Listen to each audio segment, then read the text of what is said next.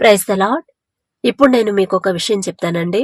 మొదటిగా మనం యోబు గ్రంథం 3వ అధ్యాయం 25వ వచనం మనం చూసినట్టయితే, ఏది వచ్చునని నేను బహుగా భయపడితినో అది నాకు సంభవించుచున్నది, నాకు భీతి పుట్టించినదే నా మీదికి వచ్చుచున్నది అని యోబు గారు చెప్తారు కదా. యోబుని దేవుడు చాలా బాగా ఆశీర్వదిస్తాడు, చాలా గొప్పగా ఆశీర్వదిస్తాడు కదా. ఆయన గృహం చుట్టూ, ఆయన సంతానం చుట్టూ, ఆయనకు కలిగిన సమస్తము చుట్టూ కూడా దేవుని కంచి ఉండిద్ది కదా. అందుకని ఏ అపవాది కూడా లోపలికి రాలేని పరిస్థితి, అంత కాపుదల భద్రత యోబుకి ఇస్తాడు తండ్రి. యోబుకి ఇచ్చిన తర్వాత కూడా యోబు కూడా దేవునికి అంతే విశ్వాసంతో, అంతే లోబడి, అంతే చాలా ప్రేమగా దేవుణ్ణి స్తుతిస్తా ఉంటాడు కదా. ఒకవేళ నా పిల్లలు దేవుడికి వ్యతిరేకంగా మాట్లాడారేమో, దేవుడికి వ్యతిరేకంగా ప్రవర్తించారేమో, దేవుణ్ణి బాధ పెట్టేలా ఒకవేళ నడుచుకున్నారేమో అని ముందుగానే బలులు అర్పించేస్తాడు కదా. మనం యోబు గ్రంథం తప్పకుండా అందరూ చదివే ఉంటారు కదా. అయితే అంత జాగ్రత్తగా నడుచుకున్న యోబును కూడా అపవాది డిస్టర్బ్ చేసింది. అది ఎట్లా డిస్టర్బ్ చేసిందో మనందరికీ తెలుసు కదా. దేవుని దగ్గరకు వెళ్లకముందే మనసులో ఆలోచన అనేది ఒకటి పుట్టించింది. అంటే భయం. ఇప్పుడు నేను ఇంత పచ్చగా ఉన్నాను, నా పిల్లలు ఇంత చక్కగా సంతోషంగా ఉన్నారు, నేనే చెప్తే అది చేస్తున్నారు, నాకు అంత మంచి జరుగుతుంది.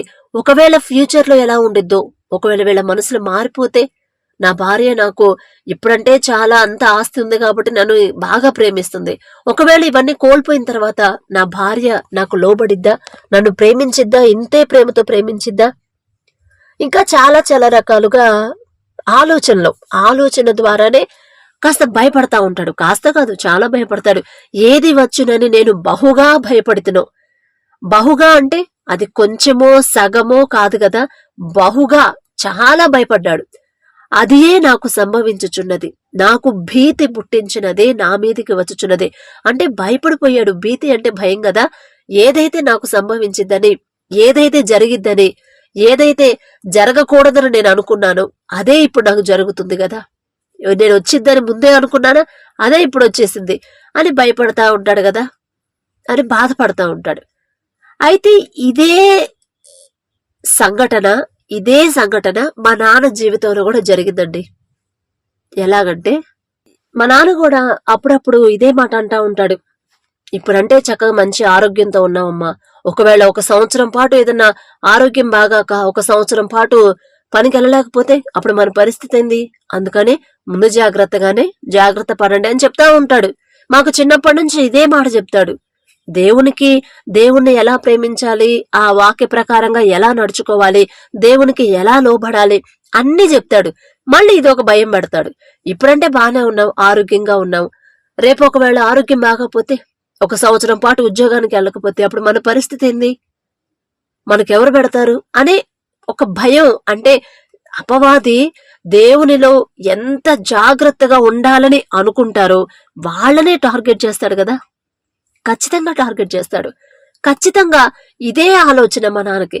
ఇదే ఆలోచనతో ఉన్నాడు. ఎందుకు నాన్న అట్లా అంటావు, చక్కగా నువ్వు పని చేసుకుంటున్నావు, డ్యూటీకి వెళ్తున్నావు, మేము దేవుడి దయవల్ల ఏదో ఒక పని చేసుకుంటున్నాం, ఇప్పుడు బానే ఉన్నాం కదా, అప్పులు తీరిపోయాయి, చక్కగా ఇల్లు కట్టించాడు తండ్రి, మంచిగానే ఉన్నాం కదా అంటే, సరేనమ్మా అదంతా దేవుని కాపుదల, ఆయన ఇచ్చిన భద్రత, ఆయన జాలి, ఆయన కరుణ మన మీద ఉంది కాబట్టి మనం ఈ స్థితిలో ఉన్నాం మనం అంటాడు. మళ్ళీ ఇంకో పక్కనేమో భయం.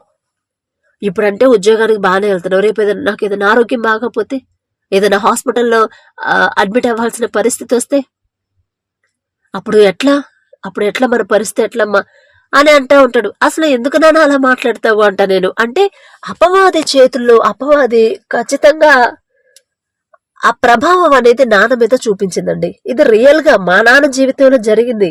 యోబు గ్రంథంలో యోబు జరిగింది, యోబు గారు భయపడ్డాడు.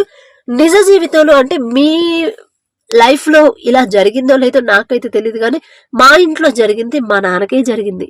అట్లా భయపడతా ఉన్న తర్వాత మాకు అట్లానే దేవుడి దయ వల్ల అన్నయ్యకి నాకు ఇద్దరికి మ్యారేజెస్ చేసిన తర్వాత ఇక నాన్నకి పక్షవాతం వచ్చి చెయ్యి పడిపోయింది, చెయ్యి పనిచేయదు.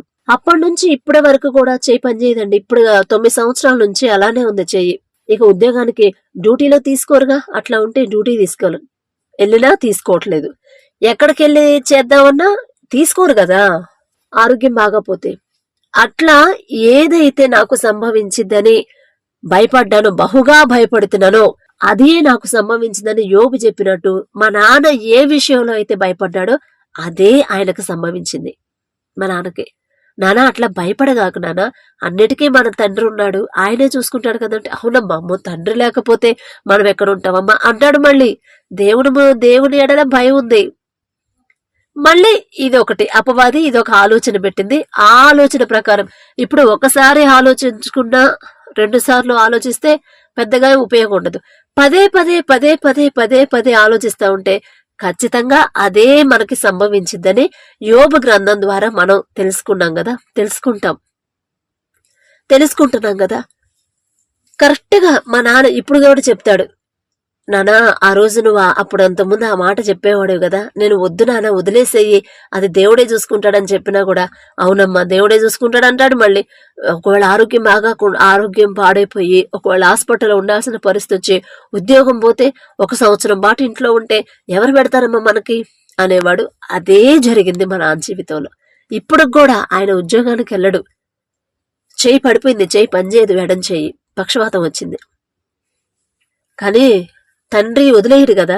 అలా ఉన్నా కూడా మరలా క్షమాపణ అడిగాడు. క్షమాపణ అడిగినా కూడా ఇక చెయ్యి అయితే పనిచేయట్లేదండి ఇప్పుడైతే. అయితే పెన్షన్ దేవుడి దయ వల్ల గవర్నమెంట్ నుంచి పెన్షన్ వచ్చింది. మొన్న 15,000 పెన్షన్ చేశారు కదా, 15,000 పెన్షన్ చేశాడు. తండ్రి వదిలిపెట్టాడు కదా. మనం భయపడ్డా, మనం ఎంత చేసినా, దేవునికి వ్యతిరేకంగా ఆలోచించినా, మన తండ్రి ఉన్నాడని మనం నమ్మి కూడా మరలా ఇంకో పడవ మీద కాలేసినా జాలిగల తండ్రి కదా. అదే మాట చెప్తాడు ఇప్పుడు కూడా మా నాన్న, ఏదైతే నేను అనుకున్నానో అదే నాకు వచ్చిందమ్మా అని. ఒకవేళ ఈ మాటలు వింటున్న మీలో కూడా ఎవరైనా అలా భయపడతా ఉంటే దయచేసి భయపడకండి. ఎందుకంటే ఎటు నుంచి ఏ ఆపద ఎటువైపు నుంచి వచ్చిద్దో, ఏ రోజు వచ్చిద్దో, ఏమైద్దో అనే భయంతో మనం బ్రతకకూడదు కదా. ఏదొచ్చినా సరే మన తండ్రి ఉన్నాడు, యేసయ్య మనల్ని కాచి కాపాడే తండ్రి మనకున్నాడు. అలాంటప్పుడు మనం ఎందుకు భయపడాలండి? ఇప్పుడు నేను బానే ఉన్నాను, రేపేమైద్దో నాకు అని చాలా మంది భయపడతా ఉంటారు. పైకైతే కనిపించరు గాని మనసులో అయితే కాస్త భయంగానే ఉండిద్ది చాలా మంది. ఈ మాటలు విన్న తర్వాత అలాంటి భయం ఏమన్నా ఉంటే తీసేసేయండి. ఎందుకంటే మనం ఏ విషయం గురించి ఎక్కువ ఆలోచిస్తామో, ఏ విషయాన్ని గురించి భయపడతామో ఖచ్చితంగా అది మన మీదకి వచ్చింది. ఒకసారి 2 సార్లు అంటే ఓకే, పదే పదే అదే విషయం మీద మనకు భయం వేస్తా ఉందంటే అదే జరిగింది మన జీవితంలో. యోబు గారికి అదే జరిగింది, మా నాన్నకి అదే జరిగింది. ఎవరైనా సరే అట్లా ఆలోచిస్తా ఉండుంటే, ఒకవేళ ఈ మాటలు వినేవాళ్ళు దయచేసి అలా ఆలోచించకండి. ఎందుకంటే మన గొప్ప తండ్రి మనకున్నాడు, ఏది జరగదు. అంత వరదలు, తుఫాన్లు, ఎంత భయంకరమైన పరిస్థితులు, తెగుళ్ళు వచ్చినా కూడా వాటన్నిటి నుంచి కాపాడగల శక్తి మన తండ్రికి ఒక్కడికే ఉంది కదా, ఇంకెవ్వరికి లేదు కదా. పైన ఆకాశం అందే గాని, క్రింద భూమి అందే గాని ఎవ్వరికి లేదు మన దేవుడికున్న శక్తి. కాబట్టి వరదలు వచ్చినా, విపత్తులు వచ్చినా, తెగుళ్ళు వచ్చినా, మాకు కూడా వచ్చిద్దేమో, మా దాకా వచ్చిద్దేమో అని మాత్రం భయం పెట్టుకోవద్దు. మా వరకు రానివ్వడు. మేమేదో గొప్పవాళ్ళమని కాదు, మా తండ్రి జాలిగల దేవుడు, దయగల తండ్రి. ఆయన దయ, ఆయన జాలి మా మీద లేకపోతే అసలు మేము బ్రతుకునే వాళ్ళమే కాదు. అలాంటప్పుడు మేమెందుకు భయపడాలి? ఆయన దృష్టిలో, ఆయన కాపుదల్లో మేము ఉన్నప్పుడు మేమెందుకు భయపడాలి? నీ పక్కన 1000 మంది పడిన, నీ కుడి ప్రక్కన 10,000 మంది కూలినా అపాయం నీ ఎందుకు రాదు అన్నాడు. రాదు అంతే అని గట్టిగా మైండ్ లో ఫిక్స్ అవ్వండి. ఒకవేళ ఈ మాటలు వింటున్న మీలో ఎవరన్నా ఇలా భయపడే వాళ్ళు ఉన్నారేమో, అందుకే ఈ మాటలు మీకు చెప్పాలనే అనిపించిందేమో, దేవుని కృప. కాబట్టి భయపడకండి, ధైర్యంగా ఉండండి. ఎవరికి ఎక్కడ ఏ సంభవించినా, ఏ ప్రమాదాలు, ఎంత భయంకరమైన తెగుళ్ళు వచ్చినా మనకు మాత్రం ఏమీ కానివ్వడు. అది మన గొప్పతనం కాదండి. ఆ శక్తి, ఆ తెగులు మన దగ్గరకు రాకుండా కాపాడగల శక్తిగల తండ్రి మనకున్నాడు, మన ముందున్నాడు. కాబట్టి మనకి ఏమి కాదు. ఏదో సంభవించింది, ఏదో జరిగిందని భయం మాత్రం పెట్టుకోవద్దు. ఓకేనా? Praise the lord.